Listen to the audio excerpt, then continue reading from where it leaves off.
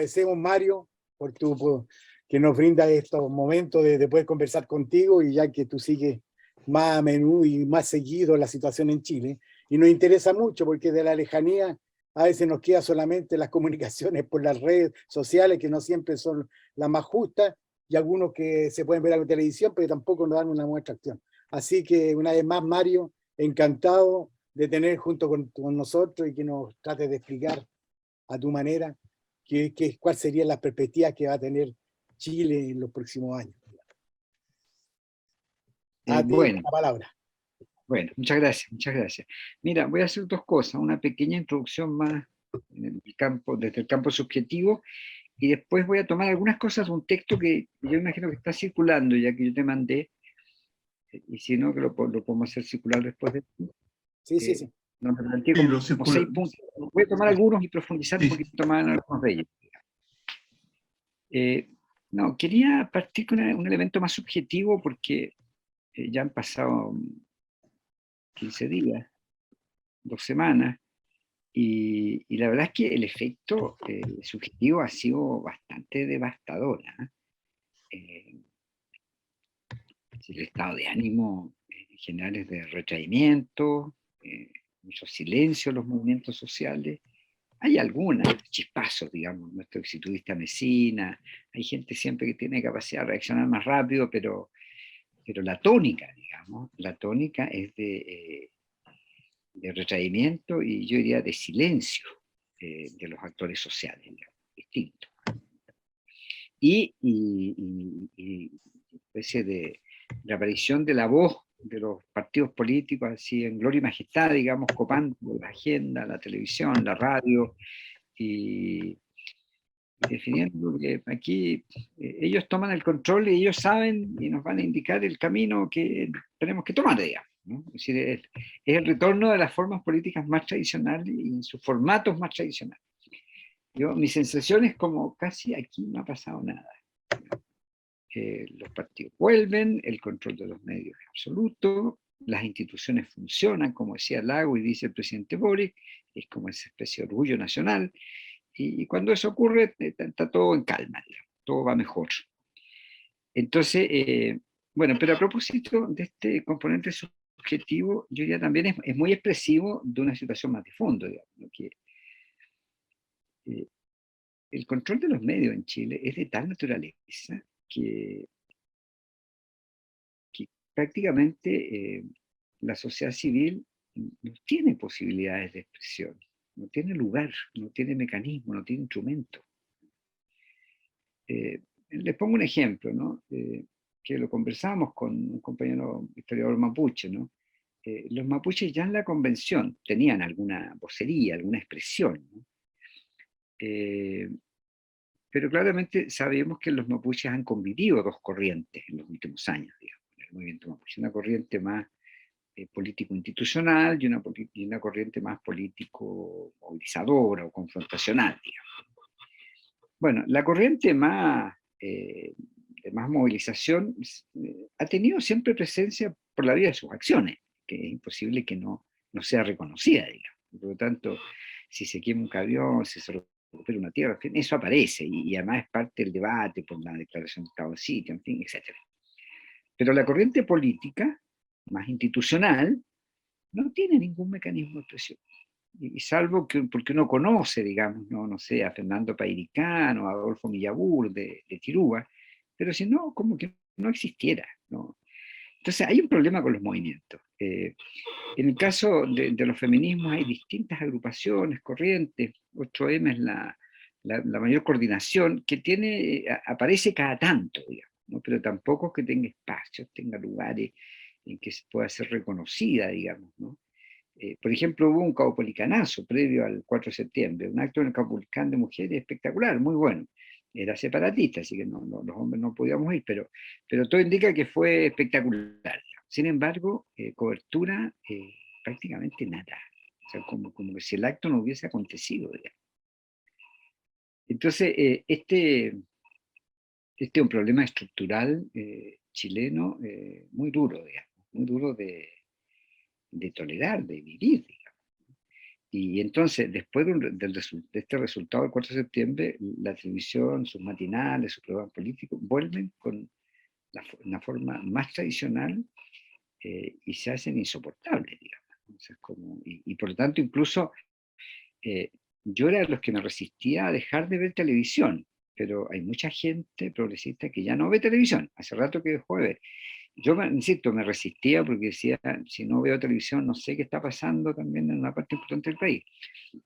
Pero la verdad es que cada vez veo menos, y casi la veo por razones profesionales, digamos, porque me enrabio, me enojo, me molesto, en fin, es insoportable. Eh, entonces, hay un tema aquí que yo no sé cómo se va a resolver, sinceramente, ¿no? Pero digo, lo que quiero marcar, hay un efecto subjetivo, esta fue una derrota devastadora.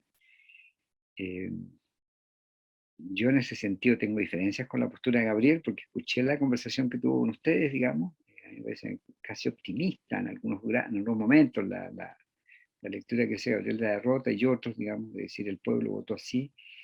Yo no estoy seguro, sinceramente, ¿no?, de que ese voto popular pueda ser leído de manera tan clarividente, tan clasista. No, aquí hay actos de manipulación que son brutales, brutales, brutales.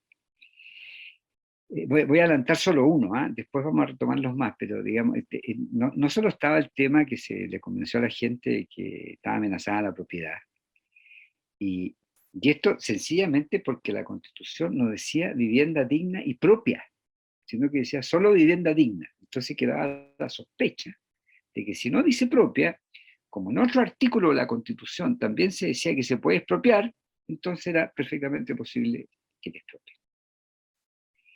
Y la otra manipulación en esa misma línea brutal era con el tema del aborto. Porque la Constitución simplemente hablaba del derecho a la interrupción del embarazo y que una ley regularía, ni siquiera entraba en detalles, una pura línea. Entonces, la operación fue decir que como no hay límite, el aborto podría ser hasta los 9 meses. Igual es como un absurdo, ¿no? Pero después, en otro mensaje, la especulación fue aún mayor. Como esta constitución era feminista y tenía esta presencia tan fuerte de las mujeres iban a tener derecho a matar a sus hijos hasta 1 año o 1 año y medio. O sea, no solo abortar, sino que además matar a los hijos que no fueran de su conveniencia o que estuvieran opuestas. Bueno, entonces los niveles de manipulación fueron realmente increíbles, increíbles. Ya, bueno, dejo esta parte más inicial, más subjetiva, que me parece que es bueno compartirla, digamos, no vivimos buenos momentos, han sido momentos difíciles, y yo creo que nos va a tomar tiempo recomponernos subjetivamente, ¿no?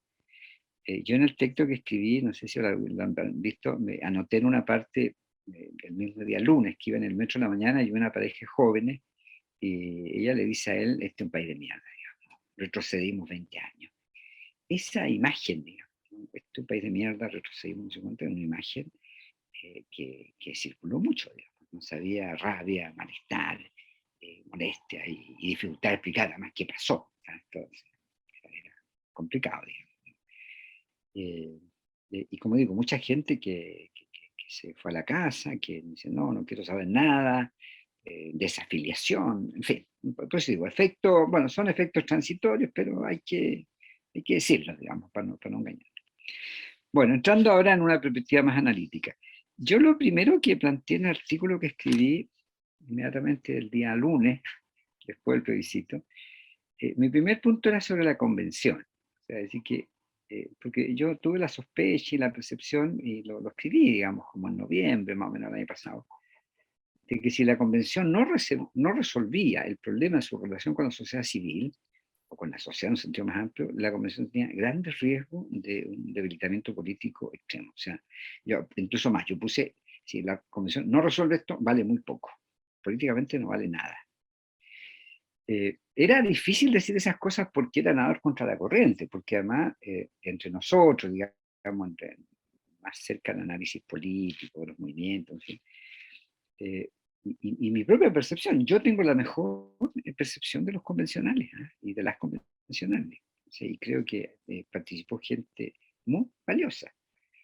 y por lo tanto era difícil criticar, digamos. Pero la crítica no había por qué dirigirla a las personas, la crítica es a la operación política, que está implicada en la convención. O sea, la convención, en la medida que sigue el derrotero que le impone el Estado, y que no logra modificar ese derrotero, se tiende a separar de la sociedad inevitablemente, o a ejercer lo que yo llamé a principio de este año, soberanía por representación, y no soberanía como participación popular. Es decir, donde no se verifica la soberanía popular, sino una soberanía mediada por el representante. Un representante además que no tiene obligaciones con sus bases. Esto Gabriel lo trabaja muy bien cuando es un representante que no responde a nadie, en fin, eso no es democrático. Y es cierto. O sea, hay un problema, pero ahora yo lo haría más complejo y diría lo siguiente, ¿no? Que eso está en la entrevista que le mandé a Héctor. A mí me parece que lo que esto puso en manifiesto, no solo límites a la soberanía popular, sino que además, si no se produce una participación popular, no se genera el ejercicio pedagógico, político, que es fundamental para que haya cambio social y político. O sea, no hay cambio si no hay cambio pedagógico. Es imposible. Y por eso es que la manipulación funciona para la derecha. Porque no hay una intervención pedagógica como parte del proceso de generar una nueva carta constitucional o un nuevo proceso político. O sea, no se abre un proceso político en el vacío, por pura elección de buenos representantes. Requiere proceso pedagógico político. Es como si uno volviera a los textos más clásicos, es como el tema del quehacer, ¿no? El papel del partido, digamos. Alguien tiene que ejercer una función pedagógica política. Lo que pasa es que yo creo que Lenin imaginó esa función en el partido. Yo creo que hoy día podemos pensar esa función de distintos modos. No tiene por qué ser el partido la vanguardia. Yo no descarto tampoco a los partidos, pero creo que efectivamente hoy día nosotros contamos, podemos poner en valor la sociedad civil y encontrar muchos otros medios, digamos, y en muchos colectivos de jóvenes, ONG, educadores populares, los propios movimientos sociales, que pueden disponer de dispositivos pedagógicos que sean capaces de intervenir sobre la conciencia social y política. Entonces, mi primer problema es con la convención misma. La convención se tiende a aislar. La convención se hace endógena, se vuelve sobre sí misma. Y por lo tanto es un objeto fácil de atacar por parte de la derecha. Y que la atacó desde su propia constitución, incluso desde antes que se eligiera. Pero sobre todo después que se produce la elección de convencionales. Cuando se produce la elección de convención y la derecha no alcanza al tercio de los representantes, ¿qué hay que hacer? Hay que destruir este engendro, llamado convención. Y por lo tanto, toda la política de la derecha está orientada a desprestigiar, banalizar, destruir este proceso constituyente y este grupo convencional, digamos. Lo cual, insisto, debió con mayor razón todavía habernos hecho ocupar a todos de iniciativas pedagógico-político mayores, digamos. Ahora, junto con esto, y a propósito de un taller que ya tuvimos en ECO la semana pasada, yo me doy cuenta que hay que mirar también, no solo a la convención, sino que remirar el proceso político que se abrió en Chile desde el estallido. Porque creo que también tal vez hay distintas fases, hay distintas etapas, hay distintos momentos en ese proceso político que no terminamos de procesar bien, digamos, que no tenemos acuerdo. Yo siempre uso en distintos lugares estas diferencias conceptuales así más generales, ¿no? ¿Qué vivimos? ¿Vivimos un estallido? ¿Vivimos una revuelta? ¿Una rebelión popular? ¿Una revolución democrática? ¿Qué fue? Y claramente la izquierda política chilena se dividió en el proceso a propósito de cómo llamar, cómo nombrar la experiencia, ¿no?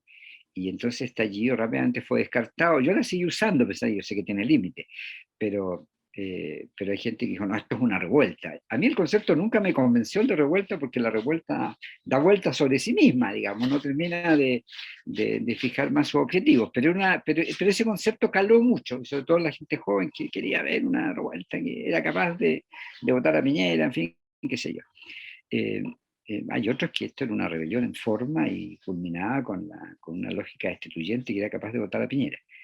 En Chile yo siempre digo, es muy difícil votar a un presidente, digamos. En Chile los presidentes ya se iban porque se morían enfermos, o Ibáñez se fue por una movilización mayor, y Allende por golpe de Estado. Es decir, esto no es Argentina ni Ecuador, aquí el presidente no arranca en un helicóptero ni sale camino al aeropuerto y se le van cayendo los dólares en el camino.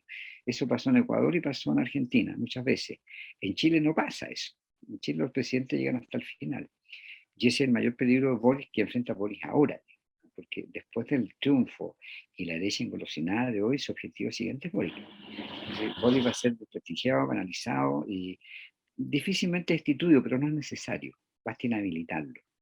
Basta ser una especie de Piñera 2, digamos, o Pato Cojo, como se llamó a Piñera, digamos. Un presidente que tiene poco valor, que no decide, que reproduce lo que dicen otros, en fin. Yo creo que el mayor peligro y la mayor amenaza sobre Boris en esta coyuntura, lo que se dibuja por ahí, digamos.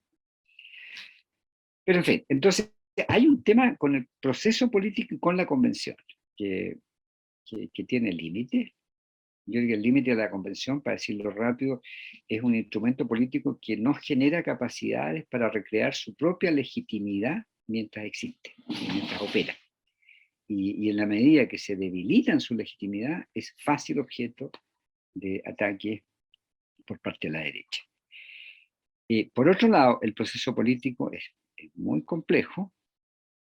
Yo creo que adelantando nomás, ¿no? Nosotros hemos vivido por periodos muy largos una dificultad de articulación entre lo social y lo político que opera como unas termitas sobre nuestros proyectos políticos, opera como una bomba, como una destrucción, digamos, ¿no? Como una especie de cáncer. ¿Por qué digo esto? Porque nosotros en distintas coyunturas desde el siglo XIX, pero a lo largo del siglo XX, hemos vivido la tensión entre la acción política en la base, la calle, la sociedad, y la acción política en el Estado. Y la dificultad de articular una con la otra es el paradigma de Allende y sus últimos meses, digamos, ¿no? ¿Cómo se resolvía el caso chileno? Se resolvía en el Estado y haciendo, sí, operaciones, concesiones y operaciones diversas, y confiábamos en la muñeca de Allende que nos salvaba de la crisis, o se resolvía en los cordones industriales y en el poder popular. Nosotros vivimos la tragedia hasta el final, y no estoy seguro que tengamos buenas respuestas, aún, y es parte siempre mis comentarios, ¿por qué no tenemos izquierda tan débil en Chile? Porque la izquierda chilena no ha sido capaz de responder a esa contradicción de la cual formo parte ella misma, digamos. Dicho en una imagen un poco, quizá un poco adolescente. Me acuerdo la primera vez que tuve un estudiante a fines de los 90 que estudió el MIR y que yo lo hacía pensar y que viera todo el proceso que se había vivido.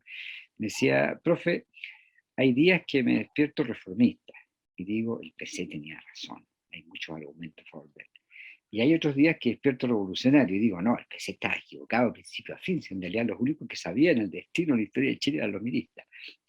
Bueno, nosotros no podemos tener una izquierda política que siga despertándose un día reformista y otro día revolucionaria. Una izquierda que sea capaz de alcanzar alguna coherencia que permita explicar por qué vivimos fuertemente esta tensión y cuándo hay que estar en un lugar o en otro, ¿ya? O cómo se pueden articular estos distintos lugares de la política.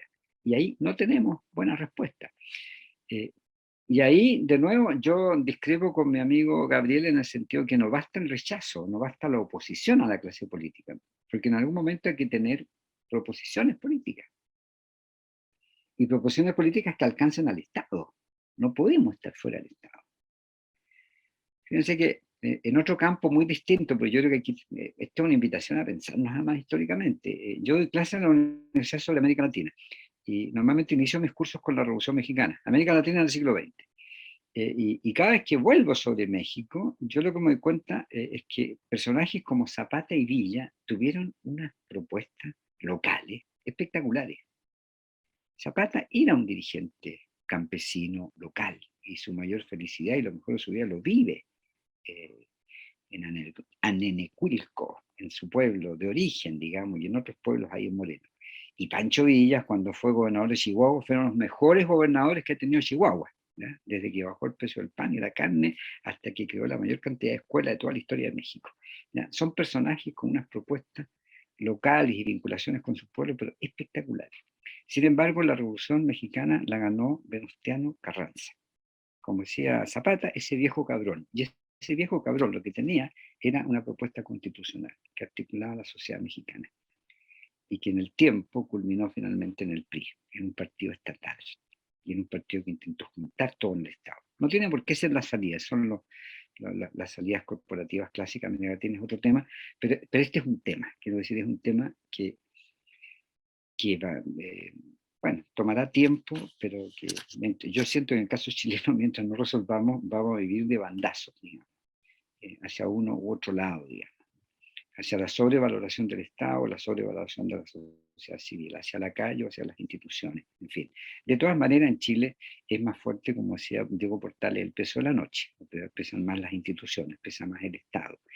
El peso en la noche en Portales era la autoridad, eh, bueno, no, el peso de la noche era el principal resorte de la máquina, la autoridad obedecía, aunque no se la vea, que opere como orden. En fin, bueno, ahí tenemos entonces, a mi juicio, un primer campo. Un segundo campo, voy más rápido porque me va a tomar mucho tiempo. Un segundo campo que ya lo adelanté un poco son las manipulaciones de la derecha. Y claro, ya les conté un poco este tema del aborto, la propiedad, en fin, fue muy impresionante. Hay otros temas, por ejemplo, el tema campesino, el tema del rodeo. Se va a prohibir el rodeo, porque están los animalistas que protegen los animales. Y las vegetarianos y vegetarianos, en fin, que no sé cuánto, etcétera. Toda esa disputa, digamos, ¿no? Todo ese campo. Pero yo creo que aquí hay dos problemas, digamos. Hay un problema del monopolio que tiene la derecha en los medios, y por lo tanto las enormes capacidades que tiene de producir manipulaciones, noticias falsas, etcétera. Y esto además no es chileno, ¿no? Esto es el Brexit, esto es Trump, esto es Bolsonaro. Chile es un capítulo más de este proceso mayor, digamos, de cómo los medios manipulan, inciden y definen las formas políticas. Lo cual nos coloca una pregunta por la democracia, que es muy complicado, digamos, porque siempre, sobre todo en quienes venimos de izquierdas más tradicionales, que se nos acusa de no haber valorado lo suficiente la democracia, siempre que se pone el tema democrático hay una pregunta fuerte. Pero junto con eso, con el poder monopólico de los medios y las enormes incapacidades que tenemos todavía en América Latina de poner estrategias eficientes al control de los medios. Yo trabajo en una ONG que apoyó desde el tiempo de dictadura boletines populares, radios populares, televisiones populares, y la verdad es que son débiles, no alcanzan a constituir una alternativa o una respuesta a la hegemonía de los grandes medios. Nos engañamos, es mentira. Tienen gran valor, nosotros siempre apoyamos todos esos procesos, pero sabemos que su alcance es limitado. Es muy difícil los medios de comunicación sin profesionalización, puramente fundada en el voluntariado, de jóvenes, de personas, en fin, que están en los barrios, en las poblaciones. Si no hay trabajo profesional, no hay producción, no hay mayor elaboración o producción de la noticia, de los mensajes, en fin, no es sencillo. Y después está el tema de las redes, que nos instala otro campo, que a veces aparece sobredimensionado. A mí yo tengo ciertas desconfianzas a veces sobre cuando se atribuye demasiado poder a las redes, pero que existen, y que tienen influjo, y donde con mayor velocidad circula las manipulaciones, las noticias falsas y las mentiras, en fin, eso tiene una velocidad de circulación que es enorme. Y por eso también no estamos ante el problema de medios, pero también estamos ante el problema de velocidades de circulación, digamos, cuán rápido circulan las noticias. Bueno, pero junto con el problema de los medios está el problema de la configuración del propio pueblo. Y creo que esta ha sido una discusión que se ha instalado también en estos días, que es la pregunta por quién es el pueblo. Y entonces está, yo diría, hay dos corrientes, digamos. Está la corriente que dice, el pueblo, bueno, tiene la razón, es así, es su conciencia, es casi el instinto de clase que se expresa una vez más, es su oposición al sistema político, etcétera, etcétera. Y está la otra posición, que en Chile se ha rotulado, digamos, ¿no? Como una manera, no me gusta mucho, pero que circula esto en los distintos medios, ¿no?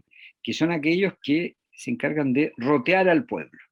Esta es una expresión ya, rotear al pueblo. Rotear al pueblo significa tratarlo como roto, ¿ya? Y definir sus características de roto, ¿ya? Entonces un pueblo ignorante, un pueblo mezquino, sin valores, manipulable, etcétera, etcétera, y ese es el pueblo que apoya a la derecha. Entonces, se produce acá un debate muy fuerte entre quienes dicen, no, no, en fin, aquí hay que respetar al pueblo, el pueblo tiene sus modos de ver, tiene sus modos de pensar, tiene sus valores, y no hay por qué rotearlo. Y los otros que dicen, oiga, pero en fin, no idealicemos al pueblo, no esencialicemos en qué consiste el pueblo también es diverso, es complejo. Bueno, pero lo que quiero decir, se nos ha instalado una fuerte pregunta sobre quién es el pueblo de Chile. Y esta es una pregunta que está en las conversaciones, pero está también, se instala un poco en el campo intelectual. Por ejemplo, vean a Grino Rojo, que es un gran crítico literario, literato chileno, uno de los más importantes, profesor de la Universidad de Chile, escribió 2 artículos en LOM que le valieron miles de reacciones, porque él dice, no voy a hablar del pueblo, dice, me voy a valer del concepto postmoderno multitud, y hace una caracterización de todos esos rasgos negativos de nuestro pueblo, esta última fase, terrible, digamos. Este pueblo arribista, trepador, en fin, asimilado a la forma del mercado, de la burguesía, etc. Tremendo, tremendo. Bueno, esto es parte de esta, como digo, de esta polémica.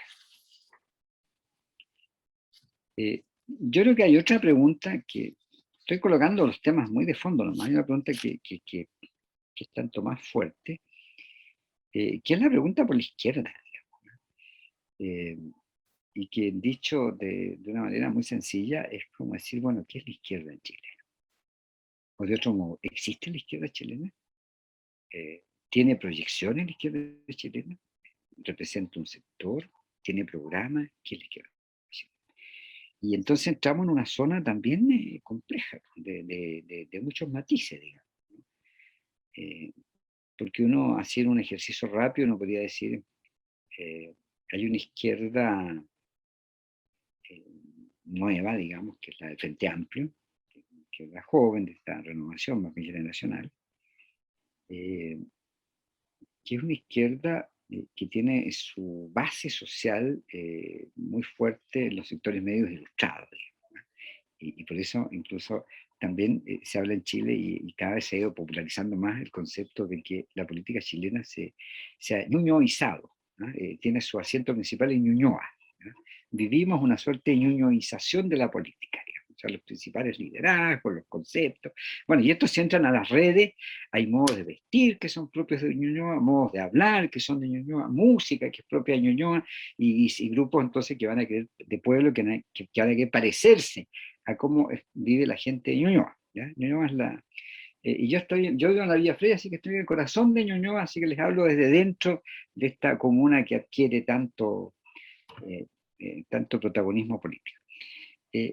Pero hay algo ahí, ¿no? Hay algo de lo que representa esta nueva generación frente amplista, digamos. Yo tengo más de un sobrino frente amplista y siempre los molesto. Les digo, cuando me muestran bases en la zona sur, en La Pintana, o no sé qué, en La Victoria, ahí conversamos. No, siempre pero los molesto. ¿No?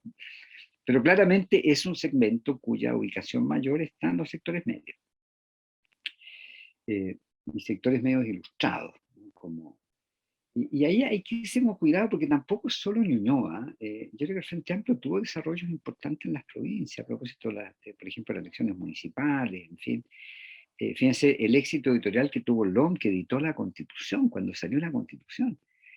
No había planes de hacerlo. Yo formo parte del comité editorial, así que les puedo contar por dentro cómo fue el asunto, digamos. Al director general se le ocurre que, porque va ese día al acto de la convención, que hay que editar, y edita 1000 ejemplares, duraron la tarde del día 4 sí, de julio, cuando se edita la Constitución. Se editaron 2000 al día siguiente y se vendieron en el día. Entonces 7000 se vendieron en 2 días.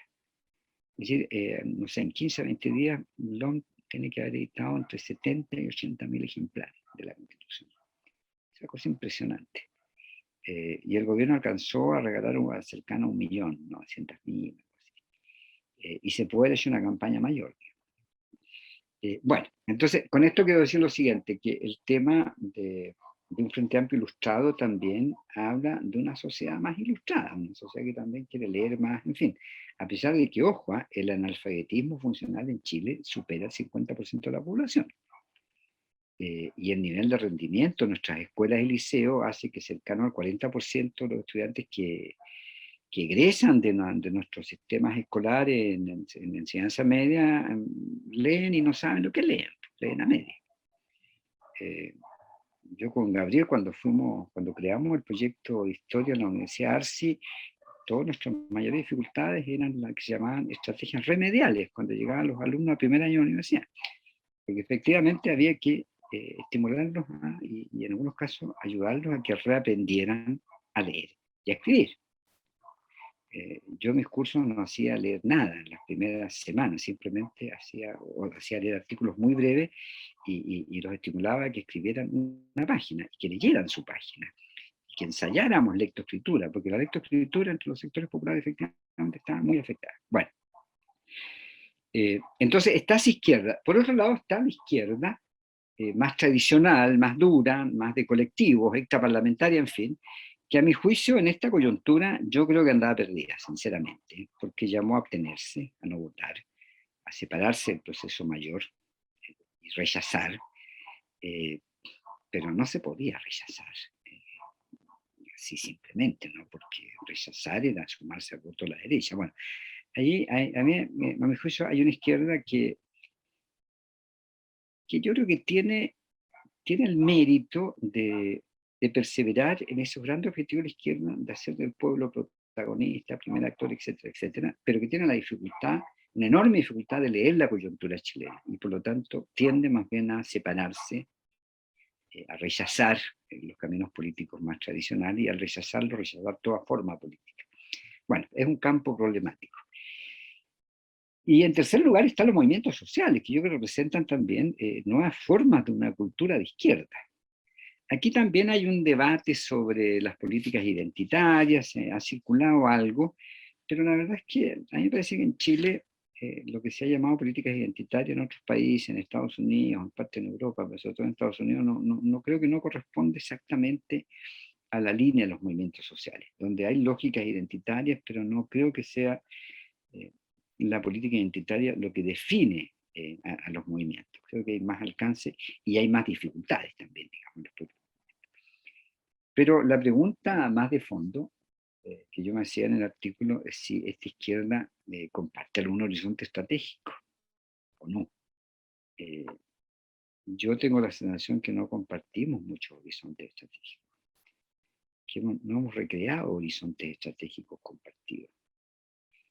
Y por lo tanto, pueden haber muchas izquierdas, digamos. Tal vez, bueno, siempre fue así, ¿no? Yo siempre históricamente me ha sorprendido por qué la Unidad Popular se llamó de ese modo. Porque la unidad del pueblo era la condición de desarrollar un proyecto político. Bueno, yo creo que se sigue siendo una pregunta, pero es una pregunta no solo de dejar de lado los dogmatismos, los sectarismos, como decíamos Lupe, sino que hay cosas mayores. Yo creo que hay preguntas sobre el lugar de la política, sobre la concepción de la política, sobre las formas de la política, y hay preguntas ahí que no terminan de ser resueltas, digamos, y que carecemos los espacios para hacer esas buenas discusiones. Estas discusiones empezaron en los 80, empezaron en el campo de la educación popular, digamos, como era lo que empezábamos a discutir en muchos barrios, sindicatos, en fin, y esas conversaciones fueron interrumpidas ¿cómo se llama? Por la transición. Por la transición nos mandó para la casa, y mandó para la casa a todo el mundo, digamos. Licenció de la política grandes sectores sociales. Bueno, voy a ir terminando, ¿no?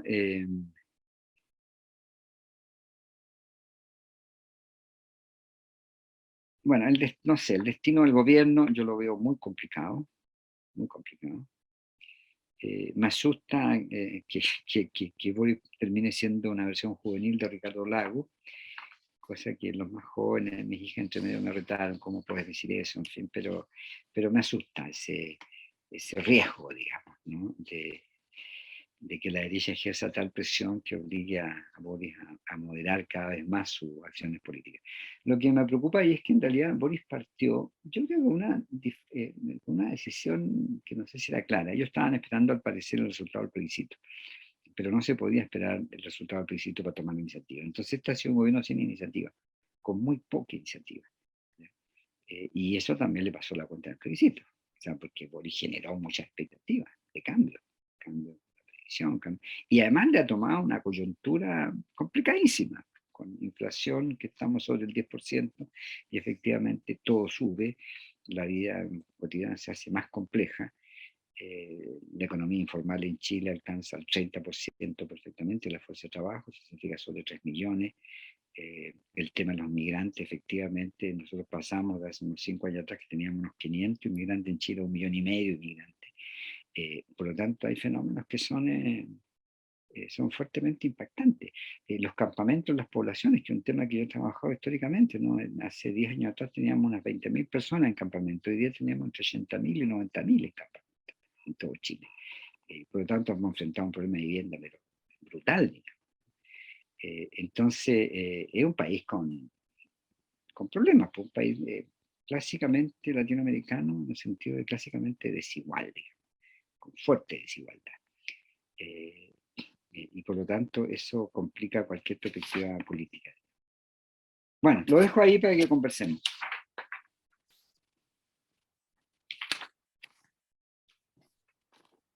Ya yo le daría la palabra. ¿Quién quiere hacer alguna pregunta? Mi opinión, digamos así. Opiniones, sí, obviamente. Acostumbrado a Claudio. que más de algunos estén en desacuerdo con lo que digo, así que eso ya lo sé. Estoy preparado para eso. Claudio. Sí, no, sí, mira, después del resultado, digamos, y todas las interrogantes que nos hicimos, digamos, sobre qué pasó, en realidad con esto, digamos, me puse a mirar un poco, digamos, hacia atrás, y encontrando, digamos, documentos y análisis que se hacía a la izquierda, digamos, desde hace ya algún tiempo sobre los movimientos sociales como el que pasó, digamos, en octubre. Me encontraba ya, digamos, con artículos, digamos, sobre el paro, en la protesta, digamos, desde el 83, digamos.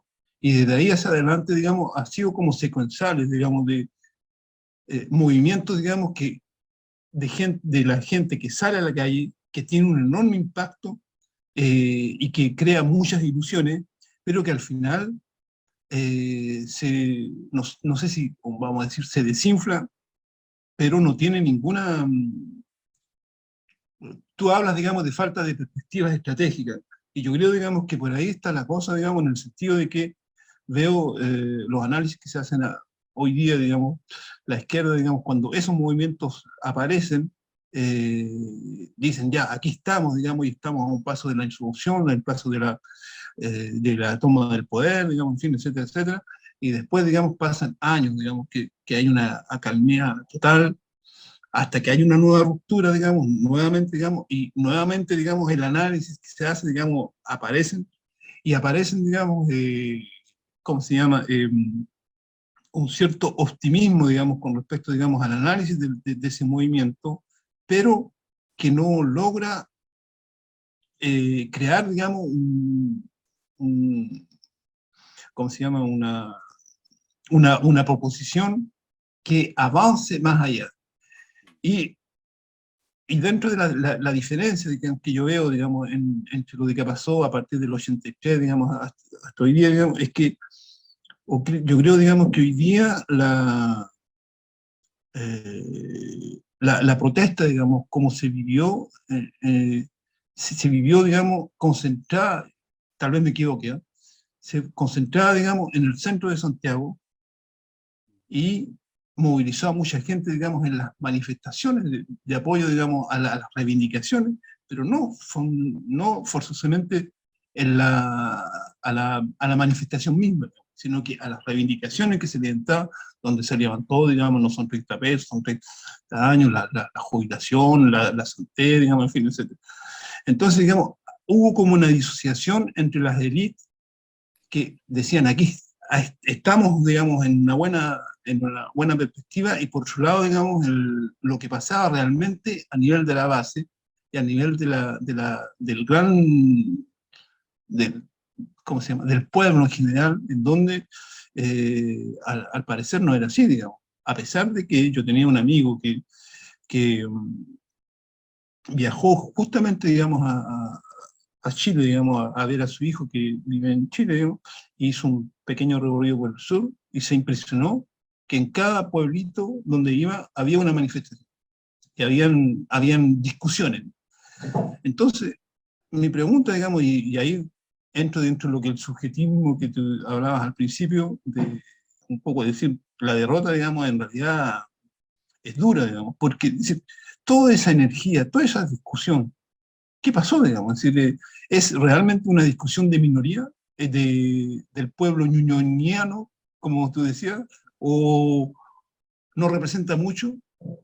¿Dónde están los sindicatos? ¿Dónde están las otras organizaciones, digamos, que, no sé, digamos, como que la expresión de un pensamiento de izquierda que se construya más no aparece por ningún lado? Aparte de estos movimientos espontáneos de vez en cuando, cada 10 años, cada 5 años, pero que no nos lleva al final a nada, nos lleva, digamos, ¿cómo se dice?, a montar en adrenalina y después a dejarla caer durante un tiempo. Bueno, eso. ¿Vamos a juntar preguntas o vamos a responder? Sí, como quieras. No sé si hay alguien más que quiera. Miki. Sí, yo voy ahí. Ya, Miki. Tu micrófono, tu micrófono. Mira, primero muchísimas gracias, porque siempre escucharte es como un poco de aire nuevo. Cuando tú hablas del horizonte estratégico, en general yo creo que hay que entenderlo, que hay el horizonte estratégico para la izquierda a nivel internacional es un problema. O sea, hay varios factores geopolíticos que hoy día se están dando y que no hay que separarlo a pesar de que seamos un país muy chiquito. Eso por un lado. La segunda es que a nivel de la coyuntura hay factores que hay que nombrar. O sea, por un lado, el sistema neoliberal no está muerto, está allí, pero tiene otras características. O sea, yo creo que cuando hablamos de que Chile era el laboratorio, sigue siendo un laboratorio con algún tipo de ácidos que nos están poniendo que la nomenclatura al final es lo mismo. Eso por un lado. La segunda, una crisis económica a nivel internacional. Y eso no hay que separarlo dentro del análisis.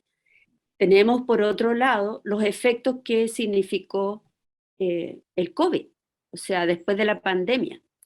Y, por otro lado, tendríamos, no hay, de hecho, lo que tú nombras es bastante claro, no hay una capitalización de todas las movilizaciones que hubieron, que también se relaciona directamente con la carencia de organismos o alternativas políticas. Mi pregunta es, este es un problema, no es un problema nuevo, es un problema que arrastramos hace mucho tiempo. O sea, no hay, por un lado, los partidos políticos siempre, diría yo que su relación con el pueblo, ¿ya? A veces aparece muy débil. O sea, todo ese proceso de conciencia que tú hablabas. Ahora, los tiempos que estamos viviendo son muy difíciles y por lo tanto también se manifiesta claramente todo lo que la posición que tuvo Boric en las Naciones Unidas. O sea, su posición, sus relaciones, su política exterior está relacionada directamente con lo que es la política de Biden. O sea, no hay diferencia. ¿A quién golpeó? ¿Ya? Solamente nombró por ahí a Palestina, pero del resto no. O sea, su relación con Obama, o sea, todas sus imágenes que muestran es una relación muy estrecha al proyecto del Partido Socialdemócrata. Y bueno, la política exterior es clarísima con respecto a eso. Entonces, tampoco tiene una tendencia a unificar fuerzas internacionales que realmente sean diferentes. Yo te digo, si uno compara a Boric con Arce, no tiene nada que ver. Ni aún tú que trabajas mucho con lo que López Obrador, por ejemplo, en México, tampoco. Entonces, también tiene un acercamiento a un modelo político ya que es diferente. Y en ese sentido me gustaría escucharte. Muchísimas gracias. Gracias a ti. No sé si hay alguna otra pregunta o dejamos a Mario. Ya nadie se pronuncia. Mario, entonces, por favor. Resumamos. Bueno, respecto al planteo de Claudio, ¿qué pasó, digamos, con toda esa gente que se movilizó, con toda esa energía? Fíjate que yo escribí sobre hice seguimiento escrito en esa etapa, escribí un librito, digamos, sobre estallido y nueva constitución. Y me acuerdo como en noviembre del 2019 me encontré un informe carabinero que indicaba que a esa fecha se estimaba que se habían movilizado en Chile 4,2 millones de chilenos. Yo me costaba creer, digamos, pero efectivamente había evidencia de que la movilización había alcanzado una masividad impresionante.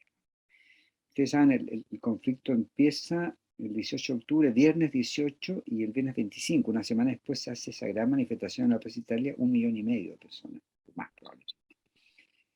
Una cosa increíble, costaba verlo.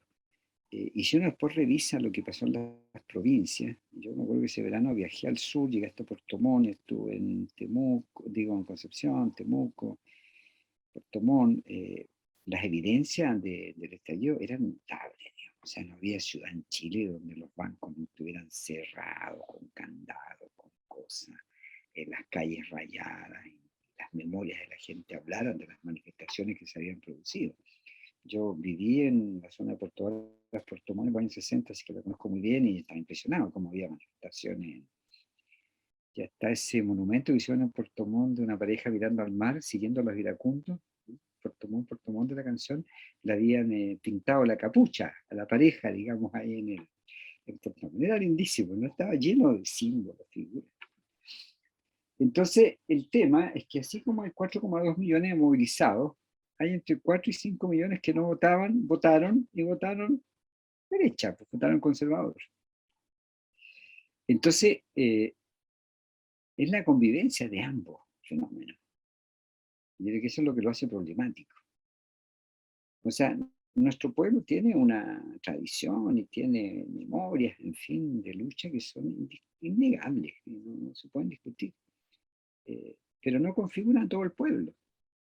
También hay un pueblo que comulga con iglesias que lo separan del mundo, que comulga con lógicas neoliberales, que creen en su propio enriquecimiento individual, etcétera, etcétera. 50 años de neoliberalismo no son vanos, digamos. Esta idea de que se puede emprender, que se puede progresar, de que se puede ser propietario. Fíjense que ahora está en una discusión sobre que los fondos provisionales sean heredables. Hay un alto porcentaje de la población que no tiene fondos provisionales, porque se los consumieron durante la pandemia, que se autorizó el retiro del 10% y un alto porcentaje de la población quedó sin nada. Sin embargo, así como esos pobres que no tenían casa y que tenían miedo que les expropiaran la segunda casa, también dudaban y tenían miedo que les quitaran los fondos provisionales que no tienen, y votaron rechazo. Entonces eran esos niveles absurdos, ¿no?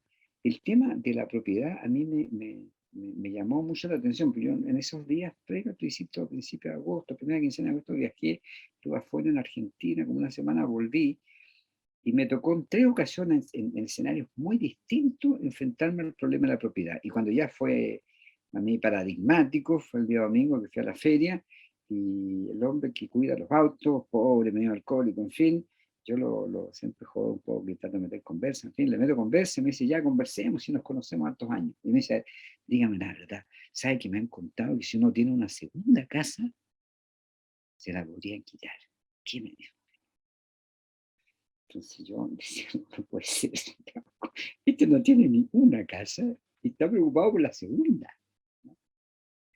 Bueno, conversamos un poco, yo le hablé de la dictadura y se enojó contra Pinochet, en fin, porque él tenía, no, eso yo no soporto, en fin. Si aquí conviven dos conciencias distintas, él podía ser antipinochetista, pero al mismo tiempo está preocupado que le expropiaran la casa. Pero ahí yo me quedé pensando, qué perverso es esto, porque en el fondo, aquí lo que la derecha está haciendo, la operación de la derecha, es intervenir los sueños de los pobres. Porque un pobre, por muy pobre que sea, por supuesto que aspira a su casa. Y si pudiera tener una casa en la playa, ¿por qué no? Entonces, si existe la amenaza que te van a quitar la casa en la playa, es una amenaza sobre los sueños. Eh, Porque evidentemente el primer problema se supone que tenga una casa. Bueno, entonces lo que quiero decir es que conviven eh, estos pueblos, por decirlo así, con memoria, movilizados, con tradiciones organizativas, etcétera, con pueblos desorganizados, que están con conciencias más bien conservadoras, con, en fin, ¿no? Donde el influjo de la dominación ha calado profundo. Es como, yo creo que a mí siempre Gramsci es una gran iluminación. Gramsci no solo dice que en la cultura popular a veces las distintas visiones del mundo, en fin, son como capas, como que van sedimentando, ¿ya?, en la conciencia popular. En la conciencia popular hay un buen sentido en la cultura popular de rechazo, muchas cosas, en fin, de clase, por decirlo así, pero eso convive con capas que provienen de distintas filosofías y visiones del mundo.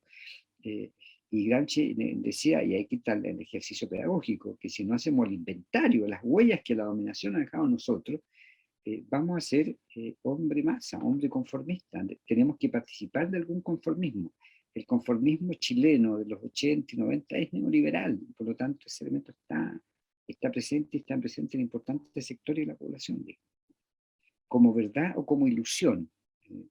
Y si ustedes que han venido seguramente a Chile, ¿no? Ustedes se fijan, por ejemplo, la cantidad de automóviles que hay en Chile, es una cosa impresionante. El deseo de consumo. Fíjense que ahora, la semana pasada, hubo una banda inglesa, Coldplay, en el Estadio Nacional. 4 noches, 60.000 personas. Y anoche estaba Daddy Yankee, puertorriqueño, en fin, ya tenía 3 noches vendidas. Hubo desastres, algunos desórdenes. Escuché en la mañana que la alcaldesa parecía pedir que no se hiciera la segunda presentación de esta noche, pero no estoy seguro que vaya a tener tanta fuerza. Pero ya tiene 3 funciones vendidas, de 60.000 personas cada una.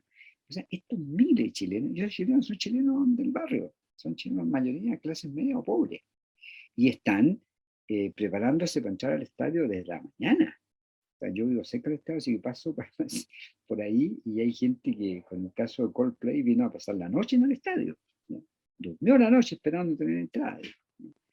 Y además con unos equipos de música hoy día que se escucha a 20 cuadras a la redonda. Yo escuché parte del concierto de Coldplay.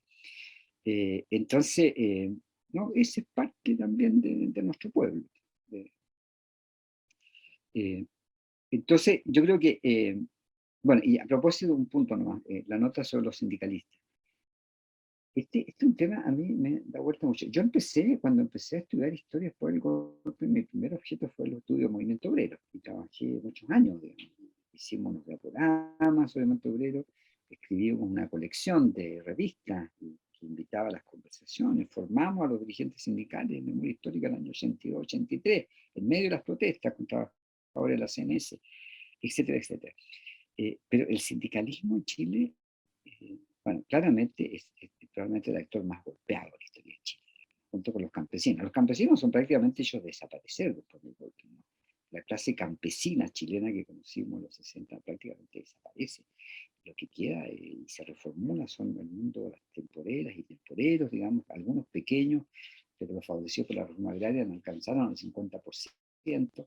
Y después vendieron además. No, el impacto es enorme. Y en el caso del mundo sindical también, o sea, en Chile la vieja industria textil, metalmecánica, desapareció, no existe. Yo hago el ejercicio a veces como estudiante en la universidad para ver los cambios económicos. Le dije, revisemos cómo andan vestidos, digamos. Origen de su chaqueta, origen de su zapatilla. Hasta los calzoncillos se hacen en China. Calzones, en fin, no hay nada que se produzca en el país, nada. Y yo a veces me baja el nacionalismo industrial y voy a comprar una estufa chilena, voy a comprar una Fensa, una Demsa, y después miro hecha en China. y acá se le pone nomás la marca y se le agrega la cosa para el medidor del gallo, el balón, digamos, pero todo el resto viene hecho en China, está hecho fuera. Bueno, pero el sindicalismo es el sector muy golpeado, la tasa de sindicalización nunca en transición superó el 13-14%, habitualmente anda por ahí por el 12%, los que negocian son aproximadamente la mitad, es el 5-6% que negocian colectivamente, el resto no negocian. Entonces, el impacto es brutal. Entonces tenemos un sindicalismo que pareciera no existir, y a veces toma forma en gremios, por ejemplo, trabajadores de la salud, trabajadores de la educación. Yo en medio del estallido me topé muchas veces, sí, con marchas importantes de trabajadoras de la educación, de la salud, incluso a veces me han invitado sindicatos de la salud, pero sindicatos obreros clásicos de los antiguos, es muy difícil encontrarlos. Y algunos como los del cobre, bueno, son famosos porque terminaron generando una especie de aristocracia obrera donde cada negociación significa unos bonos millonarios y el traslado de todo el retail santiaguino hacia Calama y hacia esos lugares, digamos, a venderles automóviles, computadores, celulares, etcétera. Y entonces, bueno, es un mundo muy, muy complejo. Y por lo tanto, una central sindical como la CUT, que no es la sombra de lo que fue históricamente la CUT, y con una CUT que además se ayornó también, se hizo parte de una manera de los acuerdos políticos. El famoso acuerdo marco con los empresarios en los 90, fue un acuerdo que la verdad es que inhibió lo poco que quedaba de sindicalismo. Entonces, es un área muy, muy problemática. Bueno, pero lo que quiero decir es que todo eso forma parte de nuestro pueblo de hoy, y una gran mayoría de un pueblo no organizado, no sindicalizado, digamos, en los servicios del retail, las tiendas, en fin, con niveles de explotación que son impresionantes. En fin. Bueno, por lo tanto, no sé si hay que hablar de asociación entre la élite y las bases, los dirigentes sociales y sus bases. Sí, siempre hay distancia, pero me parece que lo que hay es una sociedad modificada, una sociedad transformada. Y por lo tanto las viejas actorías están fuertemente debilitadas.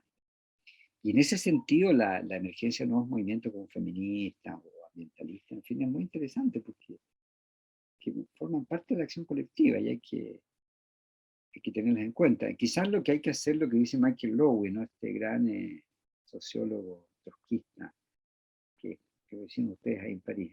Alguna vez vino a Chile, nos trajimos alguna actividad, que fue muy interesante.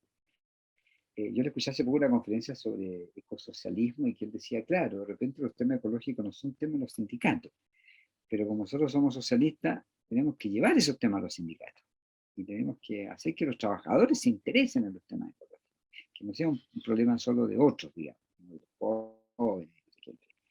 Bueno, ahí hay desafíos. Sobre los horizontes de la izquierda, yo estoy de acuerdo que es un problema mundial, la coyuntura nada es favorable, son tiempos efectivamente difíciles, pero el tema para mí es que una izquierda que no recompone horizontes mínimos está amenazada permanentemente a no existir o a una existencia extremadamente débil, precaria. Yo estoy de acuerdo que ese horizonte no puede ser, sin más, el horizonte de los años 60, el que formamos parte muchos de nosotros, digamos. Es otro horizonte. Pero esa capacidad se ha debilitado enormemente de nombrar ese futuro. Para decirlo de manera un poco esquemática, ¿no? El fin de la Unión Soviética fue el fin, como decía un amigo mío, el fin de un sistema alternativo al capitalismo. Y por lo tanto, la ausencia de una alternativa al capitalismo nos puso, como después dijo Perry Anderson, este sociólogo inglés, le dio la razón de alguna manera a Fukuyama, nos puso en el fin de la historia. Si no hay alternativa al capitalismo, decía Perry Anderson en un momento, estamos en el fin de la historia. Pero yo creo que esa mirada, que es muy europea, ¿no? Una mirada que en América Latina hay que matizar, porque América Latina siempre es un poco rara, digamos, un poco distinta. Ya, por algo tenemos realismo mágico, y como dijo García Márquez cuando vino a Chile en los años 90, la transición, y lo entrevistó en Mercurio, dijo, nosotros estamos más cerca de Kafka que de Descartes. en América no es pienso luego existo, sino que en la noche me empiezan a crecer pelo y me convierto en barata. Eso es América Latina. América Latina está más cerca de ese realismo simbólico. Y por lo tanto, yo creo que ahí a nosotros nos falta conocer más, conocernos mejor y poder identificar mejor cuáles han sido nuestras propias luchas emancipatorias. Y nuestras propias luchas emancipatorias, yo creo que tienen contenido, sí, tienen contenido de clase, pero tienen contenido comunitario, de reconocernos con otros, reconocernos en el barrio, en el sindicato, en la escuela, en fin, el sentido de comunidad. Galeano decía, ¿no? Esa adicción que tenemos los latinoamericanos, nos gusta comer juntos, bailar juntos, rezar juntos, marchar juntos, estar grupalmente. Eso es parte de nuestra tradición y hay que ser capaz de poner en valor esas tradiciones. Y por lo tanto, desde ese contexto, yo digo, hay que ser capaz de imaginar algunas transformaciones fundamentales, y quizás que refieren a principios fundamentales. Nosotros no podemos renunciar al principio de la igualdad, no podemos renunciar al principio de la soberanía, no podemos renunciar al principio de la participación. O sea, tenemos que ser capaces de afirmar algunos principios políticos fundamentales. Si no lo hacemos, estamos perdidos, ¿ya? Estamos desorientados, en fin.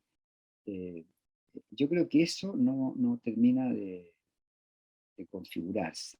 Y vivimos un poco a punta de coyuntura. A mí cuando fracasa Jadwe como candidato fue muy impresionante porque cuando Jadwe iba a ser candidato, yo lo conocía poco, debo decir, así que me fue interesante, conociéndolo, me sabía que era un tipo que no era fácil, pero parecía un tipo interesante, y siempre entendí algo que él sabía perfectamente cuando empieza a ser candidato. Dice, yo no puedo ser candidato si no soy expresión de una amplia alianza de la izquierda chilena. Porque si no, ¿cómo un comunista va a ser presidente de Chile? Es imposible. Necesita una base social muy sólida, muy amplia, muy democrática, etc. Bueno, pero cuando la izquierda gana en una coyuntura, gana las gobernaciones, gana las alcaldías, en fin, sale un discurso, Chile giró a la izquierda, ¿ya? Y estábamos en una especie de apogeo de la izquierda. Un engaño espectacular, digamos, un autoengaño espectacular. Entonces deciden que dejar afuera a los socialistas y al PPD de unas primarias, y ir a primarias entre Boric y Jadwe. Un desastre. Un desastre desde el punto de vista de Jadwe, porque el que era candidato se muere en un par de semanas, digamos, ¿no? Y la televisión se encarga de destruirlo, en fin, qué sé yo, y por lo tanto esa izquierda se deteriora en pocas semanas, digamos. Bueno, esas cosas no pueden seguir pasando a la izquierda. Yo digo, no puede ser una izquierda que viva de giros, justamente, de giros positivos, ¿ah? Chile giró a la izquierda, y giros depresivos. Esto es un país de mierda, no hay nada que hacer. No podemos vivir en esa bipolaridad. Entonces, yo creo que ahí justamente yo echo de menos justamente esos horizontes políticos. Nosotros tenemos un problema además, a propósito de dibujar horizonte, es que cualquier horizonte emancipador en América Latina y en Chile tiene que ser un horizonte democrático. Pero nosotros tenemos problemas con la expresión de democracia. Porque para nosotros nuestra tradición, la democracia burguesa, siempre fue una democracia media. Y la otra democracia es la democracia de la concertación, que es una democracia de baja intensidad. Por lo tanto, perfilar, precisar qué entendemos nosotros por democracia es un tema que está pendiente, está abierto. Fíjense que Gabriel decía en su intervención de que con la Constitución habíamos perdido 3 instancias de participación: comunal, regional y nacional. Asambleas comunales, asambleas regionales, en fin. Ahí había que hacer una aclaración. La Constitución no hacía de las asambleas comunales asambleas vinculantes. Las hacía consultivas e incidentes. Pero eso de incidencia no se definía muy bien porque no es lo mismo que vinculante. Las que eran vinculantes eran las asambleas regionales y, por supuesto, la Cámara Regional, que reemplazaba al Senado. Pero ese campo de sistema político, a mi juicio la Constitución era débil todavía, en la propuesta constitucional, y es un campo que tendríamos que trabajar, digamos. Y particularmente el campo territorial, democracias territoriales.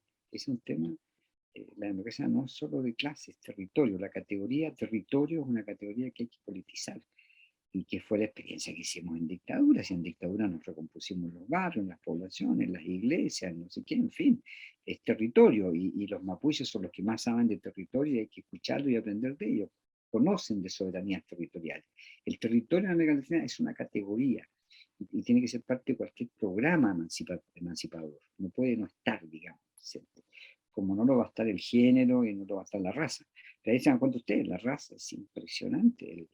El tema del nacionalismo pesa y no alcanzamos a constituir esa diversidad étnica como un componente de nuestra propia democracia. A nosotros acá, yo vivo en un edificio, la Villa Frey, piso sexto, en fin, tenía una señora que hacía el aseo, que se fue el año pasado, vive en Cerro Navia, una pobre, con varios hijos, en fin, que siguió joven, y el día 5 nos manda un WhatsApp en el cual aparece un mapa de Chile y dice: viva Chile, único, libre e indivisible. Votó rechazo, y votó rechazo frente a la amenaza mapuche, y probablemente tiene ancestros mapuches, no sería nada raro, digamos, casi todos los tenemos, digamos, pero hay algunos que son más visibles que en otros. Bueno, pero entonces esos campos de horizonte culturales, yo diría valóricos, son fundamentales de que formen parte de nuestras propuestas políticas. Si no, no hay alternativas, porque hay demasiados elementos que juegan en contra, efectivamente, de coyuntura, de relaciones internacionales. No tenemos por todas partes. En fin, lo dejo por ahí por ahora. A ver si hay más temas, más. ¿Alguien más quisiera intervenir?